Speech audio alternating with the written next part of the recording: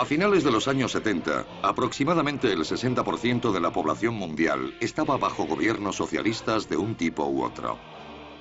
Los comunistas mandaban en China, Rusia, Europa del Este y gran parte de Asia. Los gobiernos socialistas del tercer mundo controlaban 30 países en Oriente Medio y África. Los partidos socialdemócratas eran mayoritarios en gran parte de Europa occidental. A pesar de todos sus problemas, el socialismo seguía en el poder.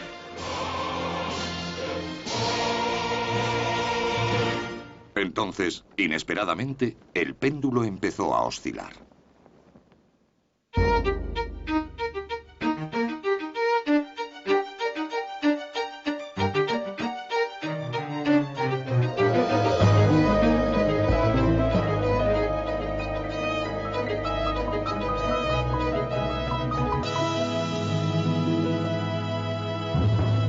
Socialismo, el paraíso terrenal. En 1986, el influyente sociólogo norteamericano Michael Harrington escribió estas palabras: la mayor parte del mundo llama a su sueño socialismo. A pesar de las matanzas cometidas en su nombre, el socialismo seguía ejerciendo un fuerte atractivo sobre la imaginación humana. Pero aún así, se acercaba el final de su permanencia en el poder. Hola, soy Ben Wattenberg. Bienvenidos al último capítulo de Socialismo, el paraíso terrenal. En este documental, las dos grandes potencias comunistas se alejan del socialismo con trascendentales consecuencias. En Occidente, para seguir en la brecha, los socialdemócratas se rebautizan como el partido de las empresas. En los kibbutz de Israel, la fe socialista es puesta a prueba por la modernidad, la prosperidad y los cambios generacionales. Comenzamos en China.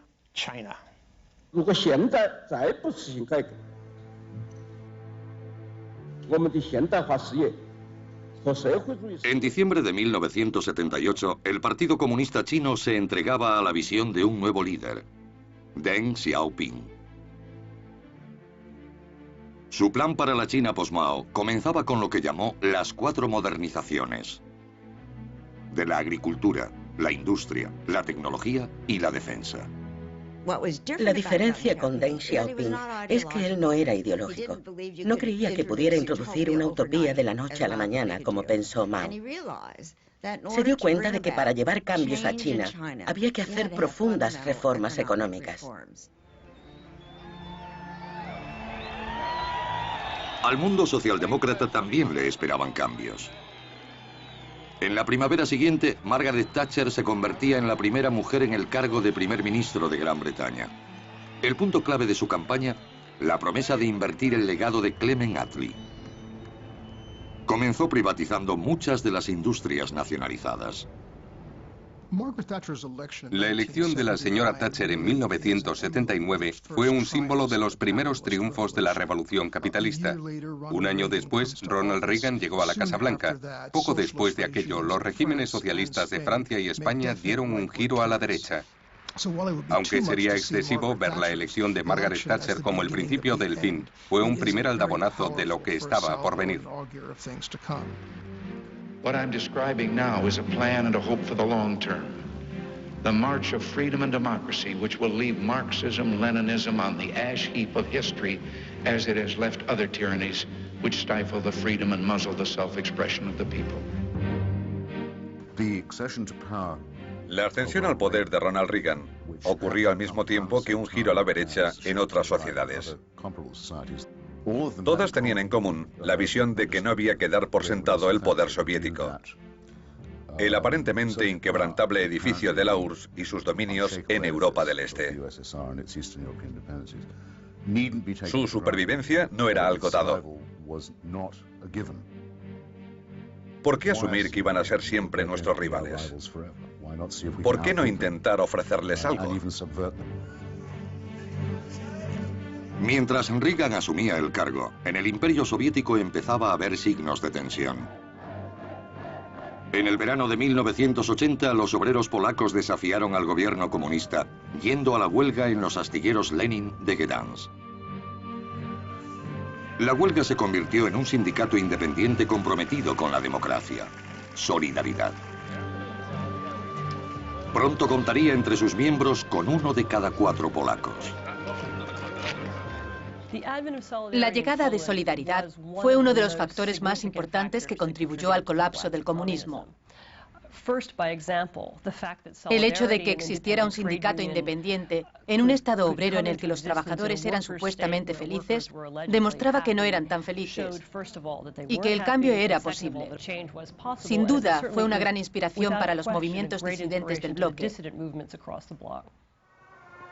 Mientras tanto, el Kremlin se enfrentaba a una crisis de liderazgo. En marzo de 1985, los jerarcas soviéticos se congregaban en la Plaza Roja para el funeral de Konstantin Chernenko, el tercer líder soviético en morir en el cargo en los últimos 2 años. La elección del sucesor fue fatídica. Puede que Mikhail Gorbachev fuera el último defensor de los ideales de la revolución. Pero su intento de recuperar el verdadero socialismo de la burocracia comunista sacudiría los cimientos de la Unión Soviética.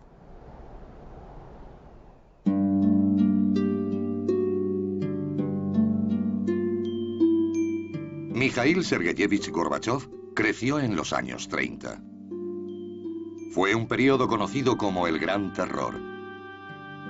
Bajo el mando del sucesor de Lenin, Joseph Stalin, millones de personas fueron detenidas y a menudo ejecutadas. Los especialistas afirman que al menos murieron 20 millones. Gorbachev era nieto de un rico campesino de los llamados kulaks, que fue arrestado y deportado. A principios de los años 30, los kulaks fueron colectivizados, o sea que los mandaron a trabajar en granjas colectivas. Los que no accedieron fueron deportados, ejecutados o enviados a campos de concentración. Su otro abuelo fue detenido en los años 30 y también estuvo en un campo. Creció sabiendo lo malo que tenía el sistema, lo ocurrido durante la época de Stalin. Y eso probablemente tuvo efecto en su política posterior. Cuando Gorbachev se convirtió en secretario general en 1985, sabía que el sistema soviético no solo era cruel, también era completamente ineficiente. Piense que se está preparando para el carné de conducir americano. Es un proceso difícil y muy tedioso. Imagine hacerlo todos los días. Así era la vida soviética. Todo el sistema estaba basado en gente que fingía trabajar y en un gobierno que fingía pagar. Se usaba mucha gente cuando lo que hacía falta era más cerebros. La incompetencia, la sensación de no ir a ninguna parte, fue la sociedad que heredó Gorbachev. Pero para Gorbachev, el problema no era el sistema soviético, sino la forma en la que estaba siendo dirigido. El partido único, el socialismo de Estado, era, según Gorbachev, una elección libre y voluntaria de los rusos. Creía que así se podría relajar el control. Pero no pensaba cambiar algo que consideraba muy importante: la nacionalización de la economía, que para él era la base del régimen soviético. Gorbachev tenía un diagnóstico para lo que aquejaba a la economía soviética: la burocracia. Su prescripción para combatirla fue la perestroika. Perestroika significa reconstrucción, transformación de las cosas. Gorbachev pensó que era posible hacer todas esas cosas dentro del sistema centralizado que existía en la Unión Soviética. Ese fue su error. Gorbachev se dispuso a reducir el papeleo. Pero todo el sistema estaba hecho de burocracia. A pesar de los esfuerzos, parecía correr sin avanzar.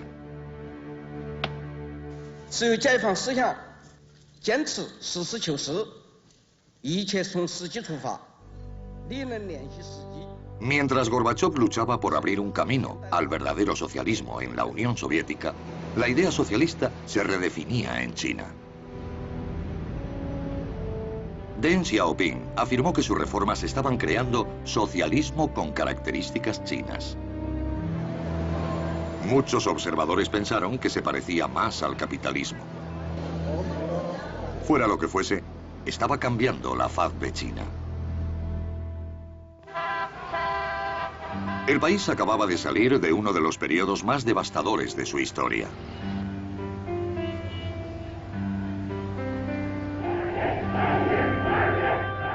Después del fracaso del gran salto adelante, Mao Zedong lanzó la gran revolución cultural proletaria.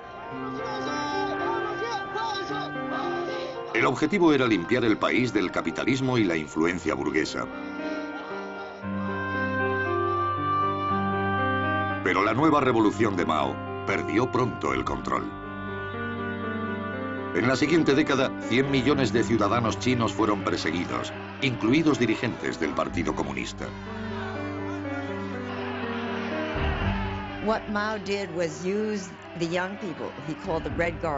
Mao usó a los jóvenes, a los que llamó la Guardia Roja, para echar a los líderes del partido, para que se rebelaran contra la autoridad, contra sus profesores, contra cualquiera que ostentara un cargo.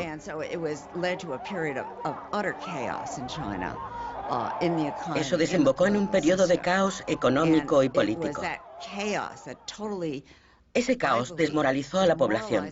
La alejó no solo de Mao, sino de cualquier fe en que el marxismo, el leninismo o cualquier ideología utópica fuera a resolver sus problemas.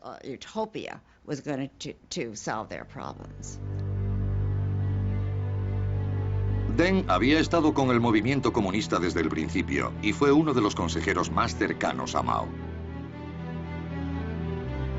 Pero su pragmático punto de vista le había generado problemas más de una vez. Durante la Revolución Cultural fue expulsado 2 veces del poder. A su familia le fueron peor las cosas. La Guardia Roja empujó a su hermano al suicidio y su hijo mayor saltó por una ventana, lo que le provocó lesiones que lo dejaron parapléjico.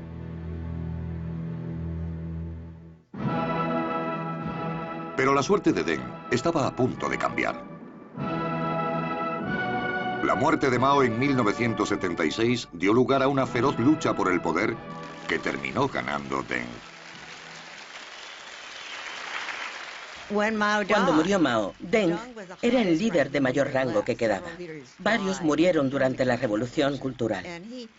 Regresó al poder con algunos de sus viejos camaradas comunistas que lo apoyaron y que estaban desilusionados con la política maoísta.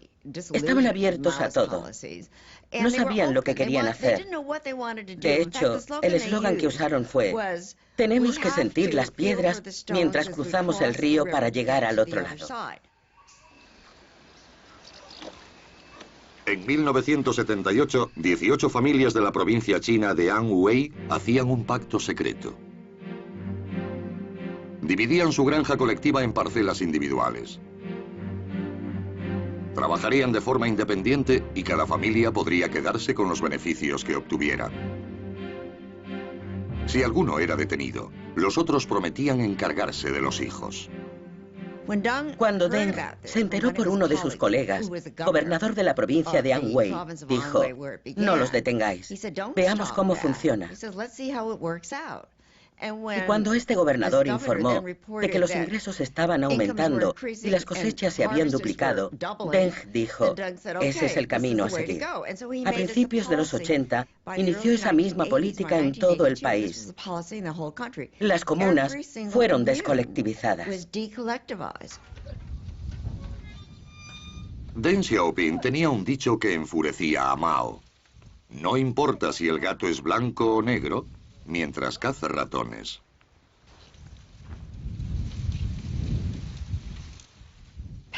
Los campesinos recuperaron sus parcelas. Eso los animó a ganar dinero. Tenían un incentivo económico. Los pueblos empezaron a montar pequeños talleres y a fabricar a escala local. Después hicieron contactos con mercados internacionales. Empezaron a producir camisetas, calcetines y tejidos para mercados de ultramar. Fue un proceso gradual.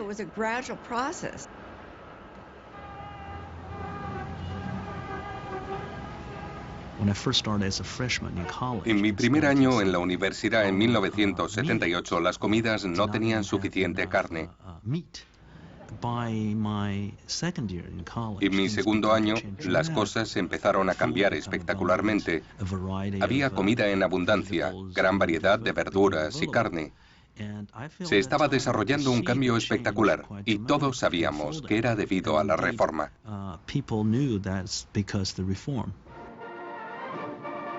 1984 marcó el 35 aniversario de la República Popular China.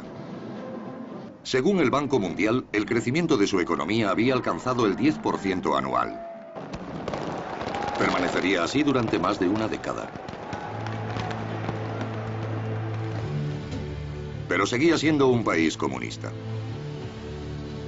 A pesar de la creciente marea de libertad política y económica, el sistema político seguía sin cambios aparentes. Al principio, Deng Xiaoping pensó que podría hacer una reforma económica y política al mismo tiempo. Pero cuando se desarrolló en Polonia el movimiento Solidaridad, los líderes chinos temieron que ocurriera algo parecido en su país, con la unión de obreros e intelectuales, por lo que Deng empezó a tomar medidas drásticas.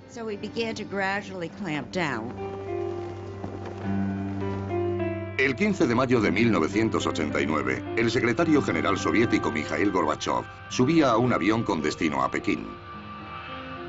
Su histórica visita acabaría con una amarga lucha de 30 años por el liderazgo del mundo comunista. Se organizó una ceremonia de bienvenida en el Gran Salón del Pueblo de Pekín. Pero hubo un problema. De repente llegó un mensaje al avión para Gorbachev que decía: hemos cambiado los planes. Cuando aterrice, vamos a celebrar una ceremonia alternativa. No vamos a ir al Gran Salón del Pueblo porque está en la plaza de Tiananmen y se encuentra llena de manifestantes que exigen el fin de la política comunista en China.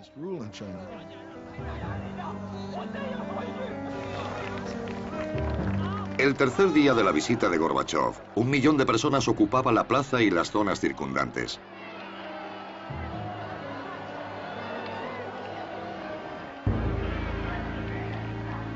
Cuando se marchó el líder soviético, Deng ordenó a sus tropas desalojar la plaza.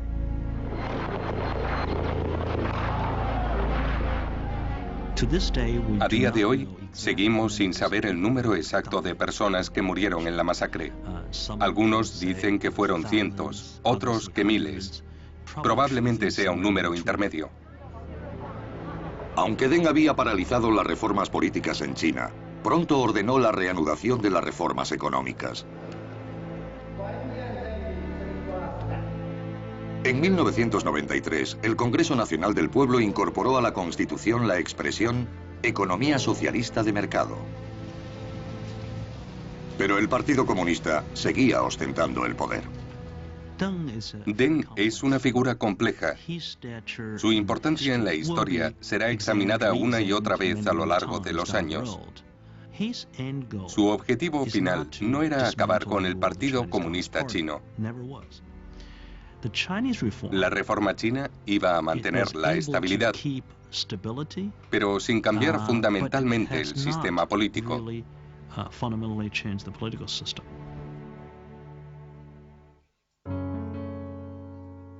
Deng y Gorbachev fueron dos reformadores radicales decididos a rescatar el socialismo. Pero tomaron caminos diferentes. Mientras Deng se centraba en revisar la economía, Gorbachev puso su atención en el sistema político. En 1987, Gorbachev se enfrentó a una decisión. Había llegado a un punto en el que o bien retrocedía al neoestalinismo de la era Brezhnev y rezaba porque hubiera suficiente estabilidad política para acabar su mandato, o radicalizaba su enfoque.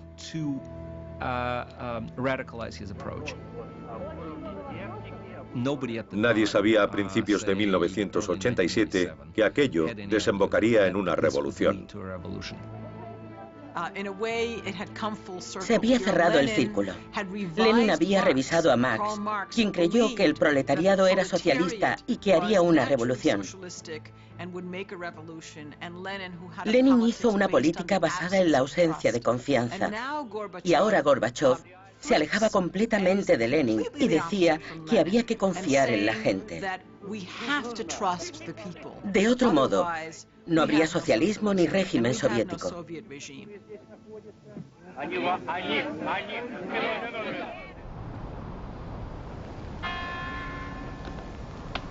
Gorbachov hablaba a menudo de glasnost, palabra que significa apertura. El pueblo soviético era ahora libre de hablar sobre temas prohibidos desde hacía tiempo.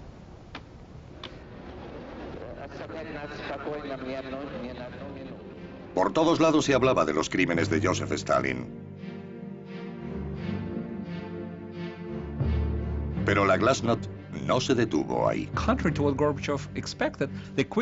Se deshicieron rápidamente del estalinismo. Volvieron a Lenin, un icono para Gorbachov, y empezaron a descubrir lo injusto, poco equitativo y estúpido que era el régimen en lo económico. Ya no había que culpar al estalinismo. Era el sistema entero. Una dictadura de partido único basada en la nacionalización total de la economía. La glasnost se convirtió en una cerilla lanzada a un charco de gasolina. Lo único que se necesitaba era tiempo para que ardiera. General Secretary Gorbachev, if you seek peace, if you seek prosperity for the Soviet Union and Eastern Europe, if you seek liberalization, come here to this gate. Mr. Gorbachev, open this gate. El cambio se aceleró por las presiones dentro y fuera del país. Mr. Gorbachev, tear down this wall.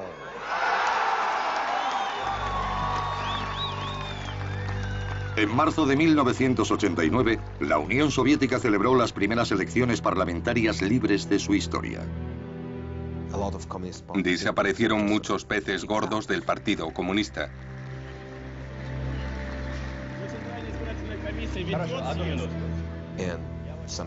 Jóvenes ingenieros, médicos, filósofos o periodistas se convirtieron en miembros del Parlamento.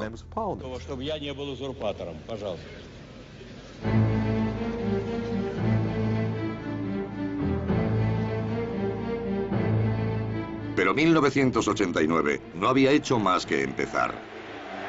Polonia fue la primera ficha del dominó en caer. Solidaridad, el sindicato independiente, había logrado sobrevivir clandestinamente a lo largo de los años 80. Enfrentándose a un creciente descontento, los comunistas polacos finalmente cedieron a las exigencias de elecciones parlamentarias. Se celebraron elecciones libres, pero hubo truco. Ciertos escaños se suponían garantizados para el gobierno y la oposición no podía desaprobarlo. Debió ser la única vez en la historia que los candidatos se presentaron sin oposición y aún así perdieron. Los votantes tacharon los nombres de los comunistas de las papeletas. Solidaridad conseguía el 99% de los escaños del nuevo Senado. Mientras, Moscú permanecía en silencio. Los acontecimientos en Polonia tuvieron un gran efecto en la Unión Soviética. La gente no se creía que estuviéramos haciendo cosas diferentes, que nos estuviéramos oponiendo. Nadie se creía que eso estuviera ocurriendo en nuestro país. La victoria de la coalición liderada por Solidaridad en las elecciones parlamentarias de junio de 1989 inició la fase final de la caída del bloque del Este. Al año siguiente desaparecía el Pacto de Varsovia.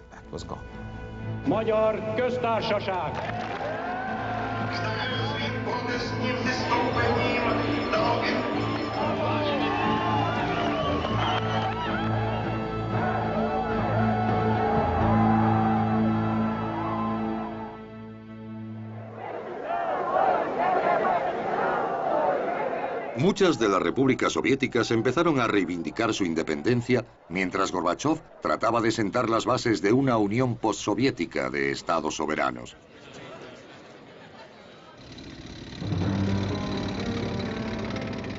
Pero un grupo de jerarcas comunistas de la línea dura se cansó. En agosto de 1991 lanzó un golpe de Estado y puso a Gorbachov bajo arresto domiciliario. Tanques y tropas aparecieron en las calles de Moscú. En aquel momento, Konstantin Egert era reportero de prensa en la ciudad. Corrí a mi oficina en un periódico local. Teníamos la sensación de que habían vuelto. Sabíamos lo que teníamos que hacer. No iban a perdonar a nadie. Entonces ocurrió algo increíble. Cientos de miles de ciudadanos se lanzaron a la calle para resistir. Muchos de los soldados se unieron a ellos. No hubo estrépito, nadie rechistó. No ocurrió nada. El poderoso ejército, el KGB, la gente que había dominado el país durante 70 años, se ocultaba, huía. No había nadie que defendiera la ciudad, era un sistema sin defensas. En medio de todo estaba Boris Yeltsin, el recién elegido presidente de la Federación Rusa. Su popularidad eclipsaba a la de Gorbachov. Después de que fracasara el golpe, Yeltsin emitió un decreto que prohibió el Partido Comunista.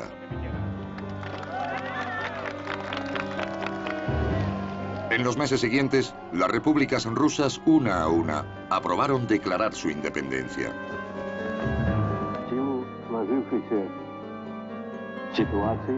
El día de Navidad de 1991, Mikhail Gorbachov dimitía como líder de la desintegrada Unión Soviética.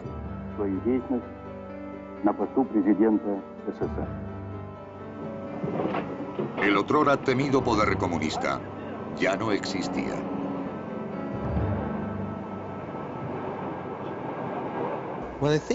Cuando pienso en el destino del socialismo en otros países donde sigue existiendo, por ejemplo China, siempre recuerdo la experiencia de los años 80 en Rusia. Se llega a una esquina sin hacer ruido y se susurra libertad. Y el eco se repite por todas partes. No se puede detener. Es como una avalancha. Esa es mi impresión de ese tiempo. Con la caída de la Unión Soviética, terminaba también la era del socialismo totalitario. Pero la caída del comunismo significaba también el fin del socialismo. La caída del comunismo a finales de los 80, celebrada entonces como una gran victoria de la derecha y del capitalismo, y como una derrota del socialismo, creo que para el socialismo de Occidente fue un gran momento liberador, porque quedaba libre de esa contaminación, de esa culpabilidad por asociación de ideas. Actuaría sin depender de nadie, y eso privó a la derecha de buena parte de su arsenal. Los partidos socialdemócratas resurgían en toda Europa. A finales de los 90 gobernaban 12 de los 15 estados de la Unión Europea. Pero muchos de estos partidos se parecían cada vez menos a los socialistas del pasado. I do hereby declare that Anthony Charles Linton Blair has been duly elected. El revisionista más valiente fue Tony Blair, en Gran Bretaña, que llevó a los laboristas a una victoria aplastante en 1997. El partido, tal como lo había recreado Blair, estaba muy alejado del de Attlee.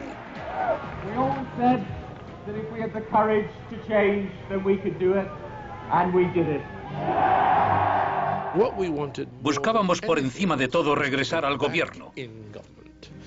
Parecía que Tony Blair lo conseguiría con un inicio limpio. Pero muchos miembros del Partido Laborista no se daban cuenta de que estaba abandonando la socialdemocracia.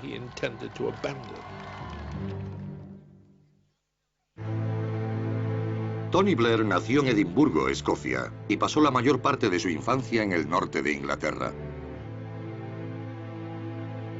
Su padre participó en política, empezando como comunista y terminando como conservador.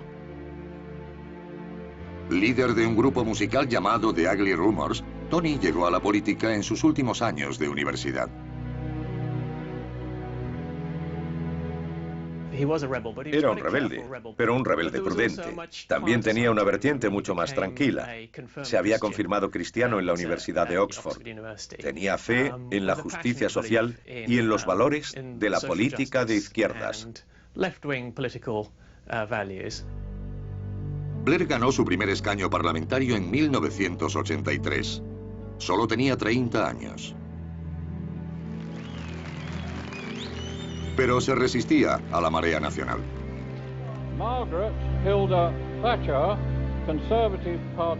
Los laboristas estaban en su peor momento y la lista de su partido había sido derrotada por los conservadores.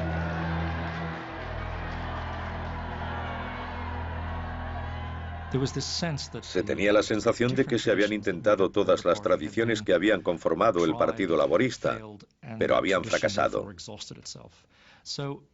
La tradición se había agotado. Gente como Blair tenía razón al pensar que debían rehacer el partido de arriba a abajo. En 1994, el líder laborista John Smith murió de un ataque al corazón. El partido recurrió a Blair. This man, our new leader, has got what it takes. He commands moral authority and political respect. He has the energy and vitality to win people over to Labour. And he scares the life out of the Tories.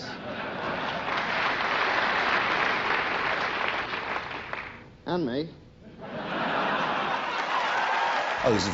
Fue una época muy emocionante. Había una especie de cruzada ferviente y estaba rodeado de asesores importantes. Fue emocionante. Pero a veces resultaba preocupante su actitud con el partido. Esto se entendió mejor el día que Blair anunció ambiguamente en el Congreso del Partido Laborista que estaba preparado para embarcarse en la revisión de los estatutos, o como él lo llamó, nuestros objetivos y valores. Let us say what we mean and mean what we say. Stop saying what we don't mean and start saying what we do mean, what we stand by, what we stand for. Puede que las palabras parezcan crípticas, pero todos los miembros del Partido Laborista supieron de lo que estaba hablando, de la cláusula cuarta, la parte de los estatutos que defendía la propiedad colectiva. Blair quiso dejar claro a los votantes que el partido ya no creía en ese tipo de socialismo. It's not the socialism of Marx or state control. We are the party of the individual because we are the party of community. It is socialism. Pero la cláusula cuarta llevaba instaurada desde 1918 y muchos laboristas no querían renunciar a ella sin luchar. La cláusula cuarta era algo totémico, un icono. A la gente no le gusta que se anden cambiando las cosas. Es como intentar cambiar el libro de Salmos de la Iglesia de Inglaterra. Provocaría todo tipo de controversias. Al año siguiente, los delegados laboristas se reunieron en el Central Hall de Westminster, donde se había aprobado la cláusula cuarta 77 años antes, para votar el nuevo lenguaje de Blair. For the new clause 4, 65.23% against 34. El 65% estuvo a favor. Blair convenció al partido de que había que acabar con el lenguaje tradicional socialista de la cláusula cuarta, pero lo sustituyó por ambigüedades. Se puede leer una y otra vez sin saber a ciencia cierta lo que dice. Pero el significado de esa ambigüedad quedó claro en la práctica cuando Blair se presentó a primer ministro y llevó al Partido Laborista en una nueva dirección. La política por la que abogó en su campaña era cualquier cosa menos socialista. What do you think then the relationship should be between the trade union and the Labour government? Fairness, not favours. We're also putting forward proposals as to how we can involve the private sector as well as the public sector. It is a welfare to work budget. Tony Blair y el nuevo Partido Laborista consideraban fundamental dar la impresión de ser un partido seguro. El enfoque se reducía a unas cuantas cosas. Primero, distanciar al Partido Laborista de los sindicatos. Segundo, apelar a los votantes de clase media que de otra manera votarían a los conservadores. Y finalmente hacer las paces con el mundo empresarial, con los mercados británicos y el capitalismo. Now know they've got a Labour Party that supports enterprise, that supports business. Se acercaban las elecciones generales de 1997 y la estrategia de Blair parecía funcionar.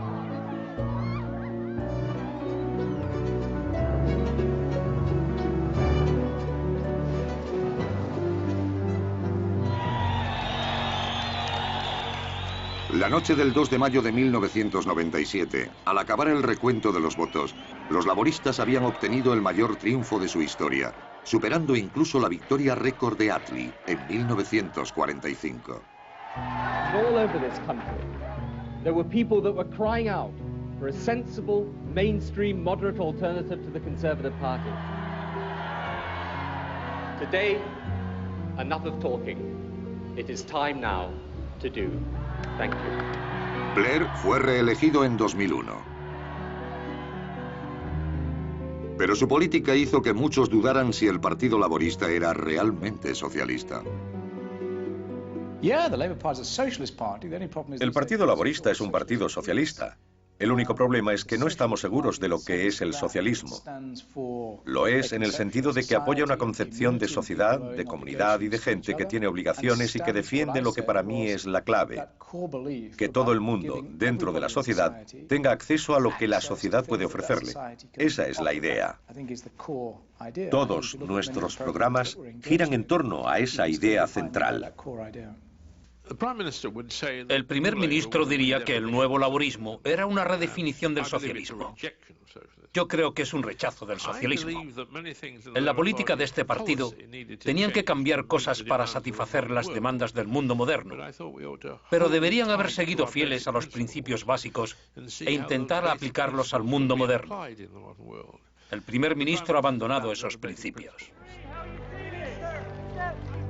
Socialista o no, el enfoque de Blair gustaba. Finalmente, 14 jefes de Estado socialdemócratas de Europa, Sudáfrica y Nueva Zelanda adoptaban políticas similares. Mientras hablaban de la importancia de la inclusión y de la seguridad social, admitían la necesidad del capitalismo.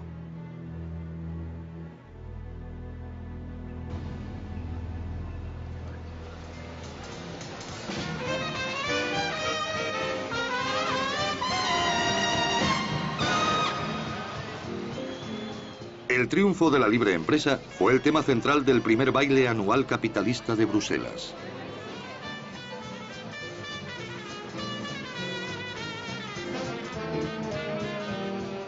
Vividores de todo el mundo se congregaron en el parqué de la Bolsa belga para festejar el capitalismo.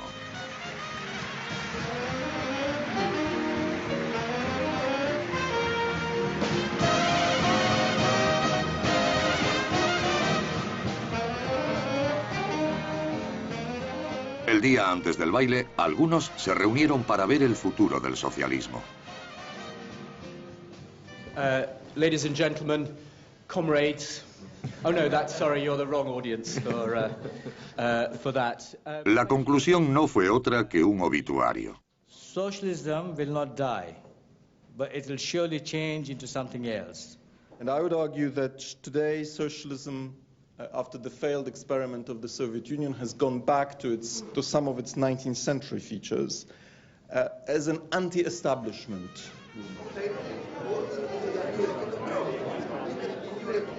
No creo que el socialismo haya muerto, porque no creo que lo haga nunca lo que impulsa a la gente a la izquierda: el deseo de controlar e interferir en las vidas de otras personas.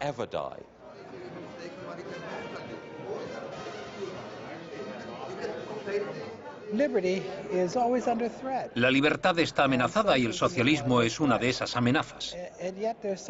Pero también tiene algo de dinámico y moral. Es esa ambigüedad lo que lo mantiene vivo y lo convierte en un peligro. and it makes it always a danger.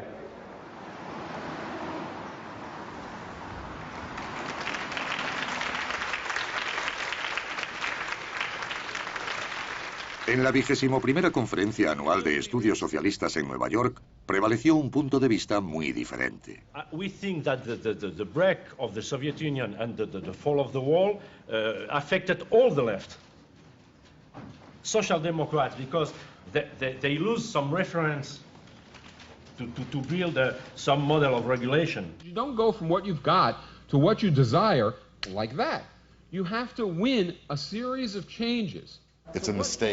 Es un error equiparar el fracaso de los partidos socialistas concretos y regímenes con el fracaso del socialismo o el fin de sus valores e ideas. Son un reflejo de lo que intentaban construir en cierto momento, en ciertas partes del mundo. Se esperaba que, dado el dinamismo y el poder del capitalismo como sistema, los primeros intentos de construir instituciones para derrocarlo no fueran perfectos. Estoy seguro de que en el curso del siguiente siglo veremos muchos intentos de construir nuevos partidos, nuevos sindicatos, nuevos movimientos que serán socialistas en esencia y que aprenderán de los errores del pasado. A non-reformist reform is to fight for these kinds of changes and many others in a manner which leaves us when we win not going home but desiring more. Muchos asistentes a la conferencia afirmaron que los movimientos antiglobalización y antibélicos podían albergar la semilla del futuro del socialismo. Pero algunos pensaban que la idea no siempre tendría el mismo nombre. Cuando la gente oye esa etiqueta, la rechaza de inmediato. Les han enseñado que el socialismo es malo. Yo no siento la necesidad de usar esa etiqueta. Me gusta el término democracia económica. Es un término fantástico, porque de esa forma la gente puede empezar a pensar en él. Tenemos que empezar a extender la democracia a la esfera de la economía. Aquí y en todas partes parece haber muchas razones por las que las ideas socialistas aún pueden tener un papel importante en la política.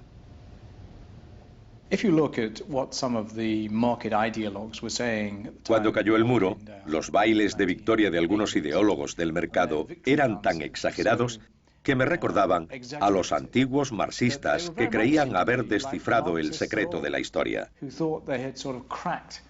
Pero no se descifra porque te tropiezas con nuevos problemas. El mercado ganó en la medida en que no había una alternativa organizada.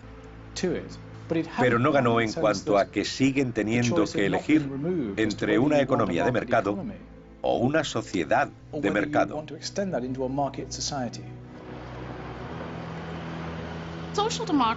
La socialdemocracia siempre se ha caracterizado por su creencia en que los mercados tienen una importante función económica, por su aversión a su impacto en los resultados sociales y políticos. Esto es lo que diferencia a los socialdemócratas de los marxistas, de los comunistas. Y el deseo de usar el mercado para aprovechar los mecanismos económicos a su alcance, pero no permitir decidir lo que ocurre en la esfera política o social. Esta sigue siendo una idea muy atractiva. Sigue siendo relevante en el siglo XXI.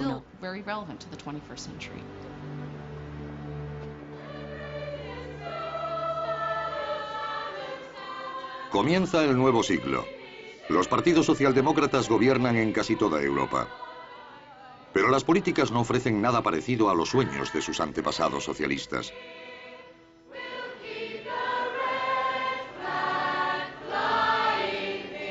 La búsqueda para rehacer la naturaleza humana y crear un paraíso terrenal ha sido abandonada en aras de la política electoral. Socialdemocracia o socialismo democrático son términos contradictorios. En muchos casos, los partidos socialistas han conseguido el voto para llegar al poder, como Mitterrand en Francia, Attlee en Inglaterra o los socialdemócratas alemanes. Y de ahí han empezado a marchar poco a poco hacia el socialismo.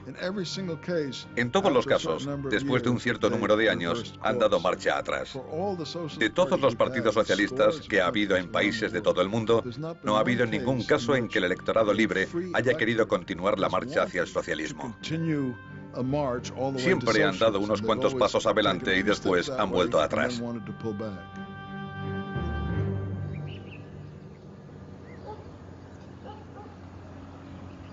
El socialismo que más avanzó democráticamente fue el de los kibbutz de Israel.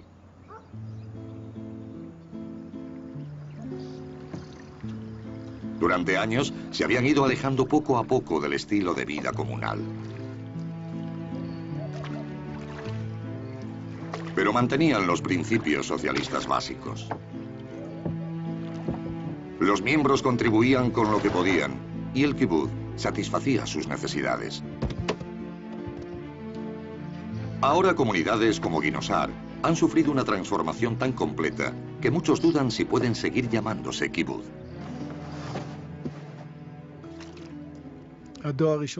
La primera generación siguió nuestros pasos, la segunda algo menos. Y la tercera, la que está ahora en el kibutz, es completamente diferente. Todo empezó a finales de los años 70, cuando el gobierno de Israel pasó a los conservadores y el movimiento perdió gran parte del apoyo económico que lo mantenía. Cuando una crisis golpeó a Israel en 1985, las colonias se encontraron con créditos que no podían pagar. Hasta 1985, un miembro del kibutz siempre podía pensar: hay problemas. No sabemos si nuestro modo de vida es mejor que el del resto del mundo, pero funciona. Después de la crisis económica ya no pudieron decir lo mismo.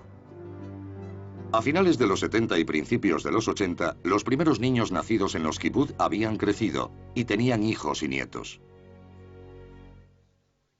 Ahora ya no existía la tarea urgente de reconstruir una nación. Las generaciones jóvenes estaban desilusionadas con ese estilo de vida.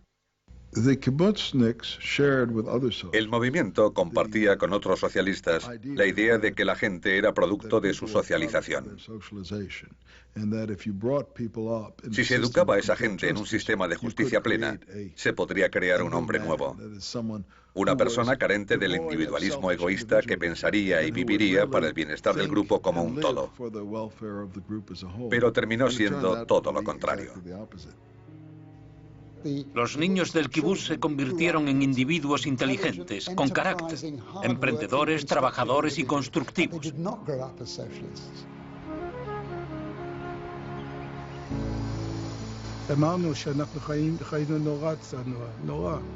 Vivimos una vida muy austera, la mayoría, pero eso no afectaba a los niños. Mientras vivieron dentro de los límites del kibutz, no veían lo que ocurría afuera. Cuando vieron que fuera las cosas eran muy diferentes, empezaron a irse.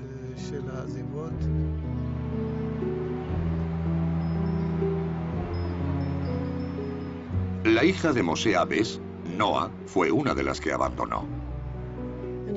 El kibutz no es algo natural. Va contra natura. Es lo opuesto a la naturaleza humana. Trabajas duro, te pluriempleas y al final recibes lo mismo que quien no trabaja.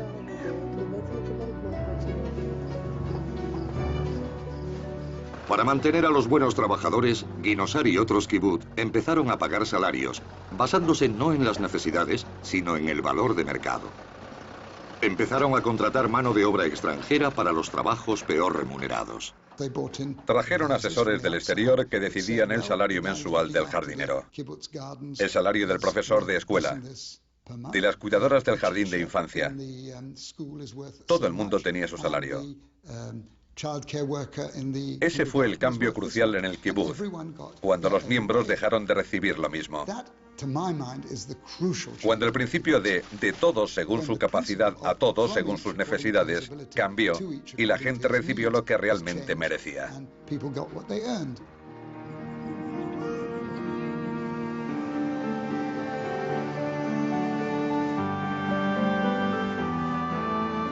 Hoy Ginosar se ha unido al resto del mundo y ha adoptado el capitalismo.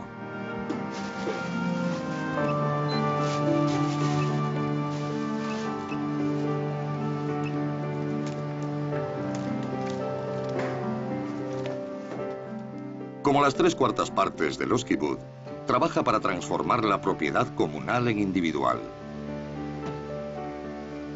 Los miembros se convertirán en propietarios. Si se quedan, será porque cambien las cosas. Si no, yo tampoco me quedaría. Gracias a los cambios he podido ahorrar. Yo, como directora de escuela, y mi marido, que está pluriempleado, hemos logrado comprarnos un coche. Desde hace 2 semanas, a los 43 años, tengo un coche. Tengo independencia, y ese cambio me parece maravilloso.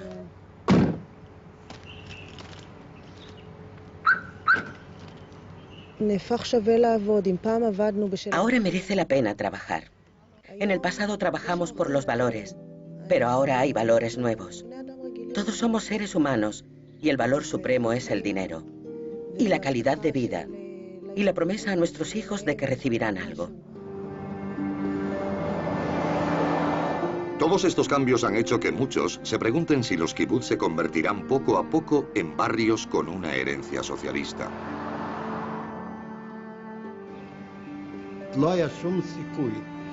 No hay forma de que este tipo de vida, que no se encuentra en ningún otro lugar del mundo, perviva durante años y años de forma comunal y colectiva. El país no nos necesita. Este modo de vida ha llegado a su fin.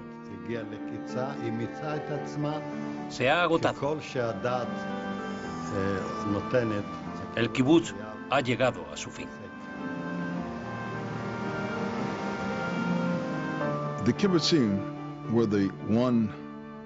Los kibutz fueron los únicos lugares del planeta donde se puso en práctica el socialismo democrático puro, tal como lo imaginaron los grandes visionarios socialistas.